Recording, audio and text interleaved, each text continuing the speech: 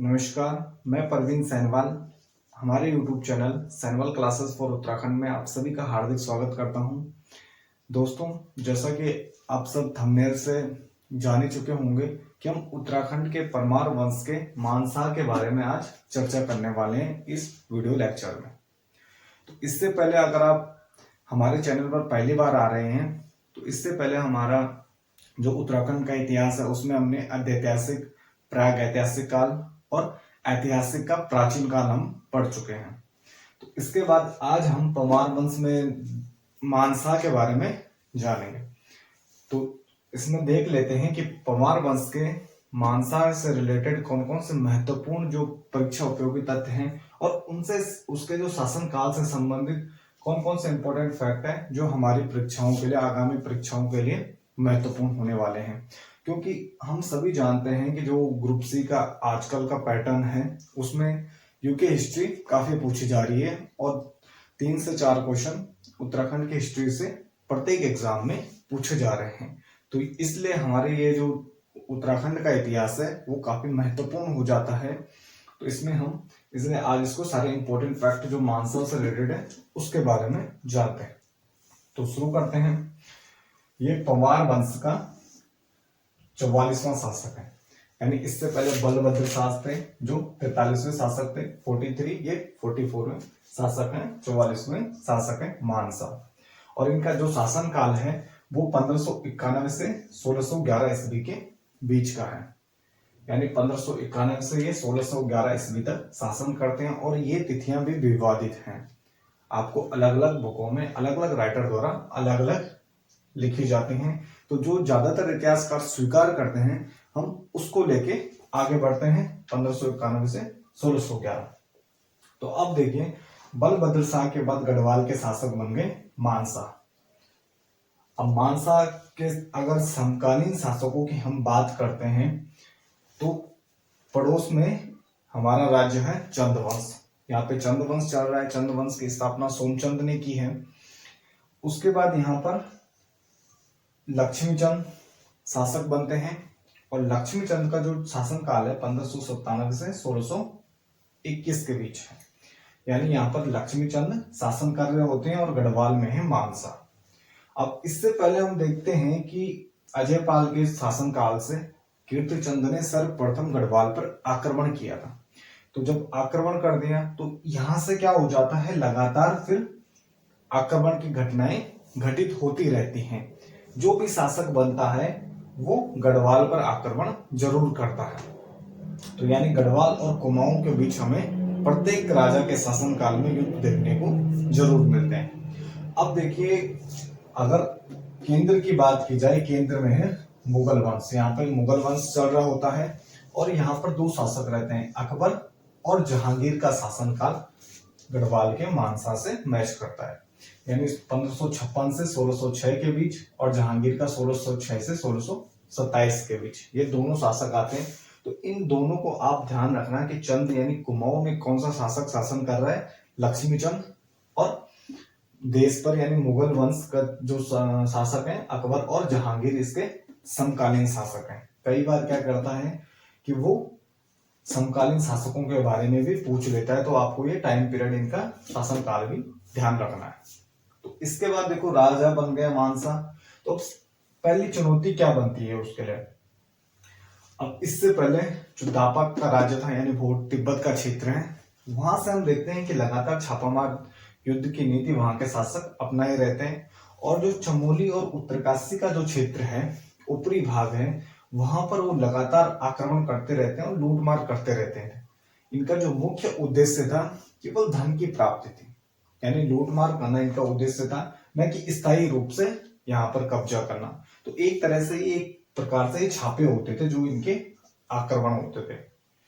तो इसके बाद क्या होता है, जब मानसा तक ये खबर आती है कि यहाँ पर लगातार क्या हो रहा है, दापा से आक्रमण हो रहे हैं और लूटमार की जा रही है, तो फिर मानसा क्या करता है, एक रणनीति बनाते हैं और दापा पर आक्रमण करते हैं। तो इससे पहले भी हम देखते हैं कि गढ़वाल के शासक दापा पर आक्रमण कर चुके हैं लेकिन असफल होते हैं।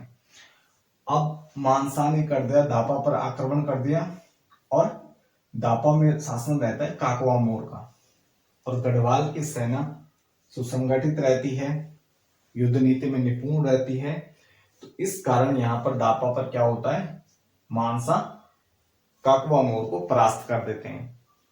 और जब परास्त कर देते हैं तो वहां से फिर संधि शर्तें शुरू होती हैं कि उसको संधि करने के लिए मजबूर किया जाता है।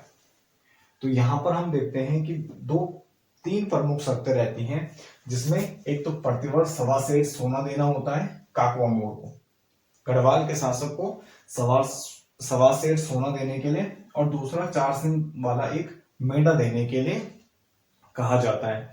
और इसके अलावा देखो, जब परास्त कर दिया है तो इसके अलावा एक बात इसमें और जोड़ी जाती है कि आप दोबारा से गढ़वाल पर पुनः यानी आक्रमण या लूटमार या छापे नहीं करोगे। तो ये 3 शर्तें मानने के लिए काकवा मोर मजबूर हो जाता है। और इसके अलावा यहाँ से ये 1000 स्वर्ण कलश लेके आते हैं अपने गढ़ शासन में यानी गढ़ क्षेत्र में, और इस 1000 स्वर्ण कलशों को दे देते हैं गौरी मठ में, यानी गौरी मठ को ये दान कर देते हैं 1000 स्वर्ण कलश को। अब यहाँ पर दापा को जीत जाते हैं और कहते हैं कि उन्होंने इस भोट क्षेत्र का जो ये शासन था वो जीतू बगड़वाल फौजदार को सौंप दिया था। और इसकी जो जानकारी मिलती है हमें वो पवाड़ों से प्राप्त होती है। जीतू बगड़वाल ये किसके फौजदार रहते हैं या सेनापति रहते हैं, मानसा के। तो कभी अगर पूछेगा कि मानसा के समकालीन में जो जीतू बगड़वाल समकालीन थे तो वो थे मानसा के। तो इस पूरे आक्रमण की जो जानकारी है हमें कि मानसा ने पहला सफल आक्रमण किया था दापा पे, तो उसकी जो जानकारी हमें मिलती है वो मिलती है रामायण प्रदीप में। रामायण प्रदीप जो ग्रंथ है वो लिखा है मेधाकर शर्मा या मेधाकर शास्त्री जी ने। तो उन्होंने इस ग्रंथ में इस घटना का वर्णन किया है कि मानसा द्वारा दापा पर आक्रमण किया। अब देखिए यहाँ पे क्या होता है कि दापा युद्ध जीत गए, फौजदार नियुक्त कर लिया, तो उसके बाद क्या करते हैं, वापस आते हैं गढ़ सेना और मानसा पहुंच जाते हैं श्रीनगर में। और श्रीनगर अलकनंदा के तट पर है और पवारों की राजधानी रहता है। तो यहाँ पे क्या होता है कि युद्ध विजय हो जाती है, जीत का माहौल रहता है, खुशी का माहौल यानी जश्न का माहौल रहता है पूरे साम्राज्य में। तो इसी खुशी के अवसर पर, जश्न के माहौल में मानसा क्या करते हैं, एक शहर बनाते हैं। युद्ध की जीत में एक नया शहर बसाने की घोषणा करते हैं।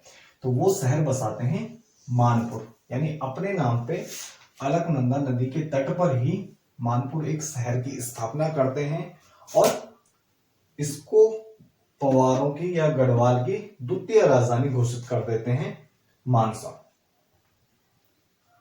यानी उन्होंने इसको अपनी द्वितीय राजधानी घोषित कर दिया। पहली राजधानी कौन हो जाती है, पहली राजधानी श्रीनगर और दूसरी मानसा। अब देखिए होता क्या है कि दापा को परास्त कर दिया, उसे अपना करद बना दिया यानी टैक्स पेयर बना दिया। तो इसके बाद क्या होता है, यहाँ पे समकालीन शासक है लक्ष्मीचंद।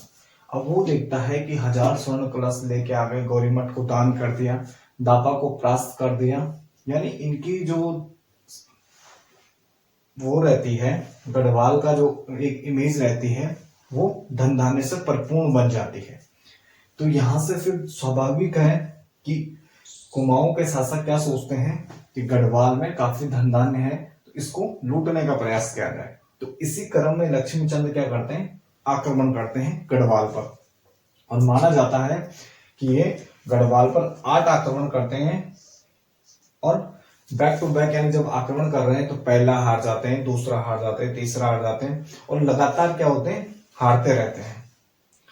फिर जो इनका 7वां आक्रमण रहता है गढ़वाल पर, वह 7वां युद्ध पयन दुर्ग या पैनोगढ़ पर किया जाता है। और ये क्यों इंपॉर्टेंट है, इंपॉर्टेंट इसलिए है क्योंकि इसकी जो जानकारी है वो मिलती है मानवोदय काव्य में। मानवोदय काव्य के 2 अंतिम सर्ग हैं, उसमें इस युद्ध की जानकारी मिलती है। और इस युद्ध में भी जो लक्ष्मीचंद रहते हैं वो हार जाते हैं। अब इसके बाद वो 8वां आक्रमण करते हैं गढ़वाल पर। तो यहाँ पे देखिए गढ़वाल में मानसा रहते हैं, वो भी बोर हो जाते हैं कि बार बार आक्रमण कर रहा है, हार रहा है, बार बार आक्रमण किए जा रहा है। तो वो भी क्या करते हैं, इसको लाइटली लेते हैं। अब होता ये है कि उसकी जो लक्ष्मीचंद है उसकी इमेज खराब हो जाती है अपने कुमाऊं में, तो लोग उसे लखुली बिरारी भी कहते हैं। तो क्या होता है जब ये 8वीं बार आक्रमण करता है तो मानसा क्या करता है, अपने सेनापति खतर सिंह को कहते हैं यार कि देख लो जरा, ठीक है, ये बार बार आक्रमण करता रहता है। तो क्या होता है कि मानसा खतर सिंह को भेजते हैं और इस युद्ध में खतर सिंह हार जाते हैं और लक्ष्मीचंद क्या करते हैं, उसको वहां से जिंदा पकड़कर ले जाते हैं कुमाऊं में और कुमाऊं में उसकी हत्या की जाती है। तो इसी खुशी में यानी गढ़वाल को जीतने की खुशी में लक्ष्मीचंद क्या करते हैं, एक जश्न मनाते हैं और एक त्योहार की शुरुआत करते हैं जिसे कुमाऊं में खतडुबा त्योहार भी कहा जाता है। यहां पर लक्ष्मीचंद 8 बार आक्रमण यानी मानसा पर 8 बार आक्रमण करने वाला शासक कौन है, तो लक्ष्मीचंद, यानी बार बार आक्रमण करता है, 8वीं बार जीत जाता है और खतडुबा इसने अपना एक त्योहार मना दिया, जीत। इसके बाद पवार वंश से संबंधित जो उनका प्राचीनतम ग्रंथ है, यानी पवारों का सबसे प्राचीन जो ग्रंथ है वो है मानवोदय काव्य। और मानवोदय काव्य की रचना होती है मानसा के ही शासन काल में, और ये कौन करता है, ये करता है भरत कवि, जो कि उनके राज कवि या सभा कवि भी रहते हैं, ठीक है। तो यहाँ पे उनके राज कवि हैं भरत कवि, और वो क्या करते हैं, मानवोदय काव्य की रचना करते हैं।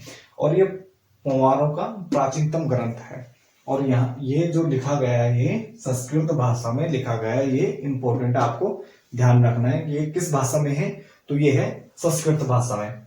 और मानवोदय काव्य है, भरत कवि उनके राज कवि हैं, तो इसमें मानसा की प्रशंसा तो होगी ही, और इसमें काफी अधिक प्रशंसा की गई है मानसा की, जिसमें कहा गया है ये समुद्र के समान गंभीर है, यानी समुद्र के समान गंभीर है, भीम के समान शौर्य है इनमें, और सूर्य के समान तेज है, दान देने में इनकी समानता राजा बलि से की जाती है, और कर्ण से भी अधिक कीर्तिवान इनको बताया गया है किसमें, मानवोदय काव्य में, यानी अत्यधिक प्रशंसा की गई है। इसके बाद अगर भरत कवि की बात की जाए तो इनको माना जाता है ये पहले जहांगीर के राज्य में थे, यानी मुगल राज्य में थे, और वहां से ये गढ़वाल आए थे। तो जहांगीर द्वारा इनको ज्योतिक राय की उपाधि दी गई थी, और वो दी गई थी, इन्होंने जहांगीर विनोद नामक एक ग्रंथ लिखा था जहांगीर पर, तो इसलिए जहांगीर ने इनको ज्योतिक राय की उपाधि दी थी। शासन काल में विलियम फिंच नामक एक ईस्ट इंडिया कंपनी के एक यात्री आते हैं इनके शासन काल में, और इनके संबंध में 2 मत हैं। एक तो कुछ इतिहासकार मानते हैं कि ये गढ़वाल आए थे, और कुछ मानते हैं कि ये सिर्फ जहांगीर के शासन काल में यानी दिल्ली तक आए थे, दिल्ली या आगरा के क्षेत्र में आए थे। तो इनका जो यहाँ भारत आने का टाइम पीरियड है 1608 से 11 के बीच माना जाता है, और कहा जाता है कि विलियम फिंच द्वारा अत्यधिक धनी व शक्तिशाली राजा कहकर तारीफ की गई है मानसा की, और उसे सोने के बर्तनों में खाना खाने वाला बताया गया है, यानी कि ऐसा शासक है जो सोने के बर्तनों में भोजन करता है। किसने बताया है, विलियम फिंच ने। और इसकी जानकारी हमें कहाँ मिलती है, एक ग्रंथ है या पुस्तक है the early travels in India, और ये पुस्तक है विलियम फोस्टर नामक एक व्यक्ति की या अंग्रेज की, जिसमें 1583 से लेकर 1619 तक के जो भी यात्री, जितने भी यात्री भारत आते हैं, इसमें उनका वर्णन है। तो ये काफी हद तक सही भी है, क्योंकि 1000 स्वर्ण कलश आ गए, दापा को परास्त कर दिया, कुमाऊं से लक्ष्मीचंद लगातार आक्रमण करता है, उसको परास्त करते रहते हैं, यानी गढ़वाल एक उस टाइम में एक काफी शक्तिशाली राज्य था। तो इसलिए विलियम फिंच द्वारा जो तारीफ की गई है वह सही प्रतीत होती है। कि अगर प्रमुख सेनापति की हम बात की जाए तो इनके शासन काल में जो उनके प्रमुख सेनापति रहते हैं, जिनमें खतर सिंह, जिनके बारे में हम पढ़ चुके हैं, जो कुमाऊं के युद्ध में मारे जाते हैं, दूसरा नंदी, भेंगी और कालो भंडारी। ये वही कालो भंडारी हैं जो माधो सिंह भंडारी के पिता हैं, जिन्होंने मान सिंह के शासन काल में भी और उसके बाद के श्यामशाह के शासन काल में भी अपनी सेवाएं दी हैं। तो मानसा ने इनको 3 प्रमुख उपाधियां दी थी, स्वर्ण, स्वर्णिम विजेता और बद्री स्वातरेण, यानी कि ये प्रमुख उपाधियां देते हैं। तो ये कुछ इसके साथ ही ये कुछ महत्वपूर्ण जो घटनाक्रम रहता है वो रहता है मानसा के शासनकाल का। तो इसके अलावा एक इम्पोर्टेंट जो चीज ध्यान रखने योग्य है कि यहाँ पर हम देखते हैं कि मुगल इन पर आक्रमण नहीं करते हैं, यानी धनदान से पूर्ण होने पर और फिर मुगलों के साथ इनके अच्छे संबंध होते हैं, इस कारण यहाँ पर मुगलों से कोई आक्रमण हमें देखने को नहीं मिलता है। तो ये स्वतंत्र शासन कर रहे हैं गढ़वाल के क्षेत्र में, और मुगलों से भी इनके मैत्रीपूर्ण संबंध रहते हैं। और मानसा 1611 में इनकी मृत्यु हो जाती है और उसके बाद श्यामशाह शासक बनते हैं।